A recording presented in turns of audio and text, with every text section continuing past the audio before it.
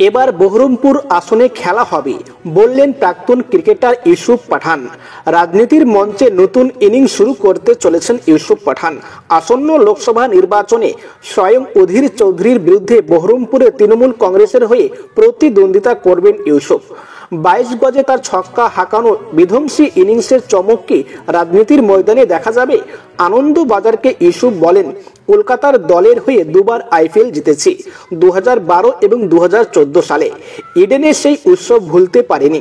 দিদির সঙ্গে তখন খুব ভালো মুহূর্ত কাটিয়েছি। এবার দিদির সঙ্গে কাজ করতে চাই।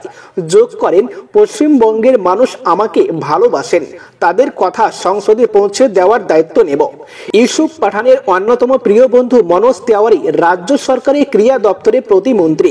বন্ধুকে দলে পেয়ে বলছিলেন, একসঙ্গে আইপিএল জিতেছি, এবার একসঙ্গে লোকসভা নির্বাচনও জিতব। শ্রীলঙ্কায় লিজেন্ডস লিগ ক্রিকেট খেলতে গিয়েছিলেন ইউসুফ। রবিবার সকালে কলম্বো থেকে আসেন কলকাতায়, রাতে ফিরে যান কলম্বায়। ইউসুফ জানেন বহরমপুরের লড়াই কঠিন। বললেন, এতদিন মাঠে লড়াই করে জিতেছি, শুনেছি প্রতিপক্ষ খুব শক্তিশালী।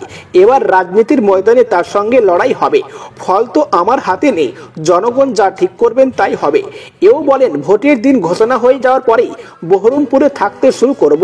চেষ্টা করব সকলের সমস্যা শোনার, কার কোথায় অসুবিধা হচ্ছে জানার চেষ্টা করব। আইপিএল জেতার সুখ স্মৃতি ভুলতে পারেননি। এবার রাজনীতির উইকেটে তৃণমূলের হয়ে জিতে নতুন ইনিংস শুরু করতে মরিয়া প্রাক্তন ভারতীয় তারকা। কিন্তু জিততে কি পারবেন? ইউসুফ বলে গেলেন, দেখা যাক, খেলা হবে।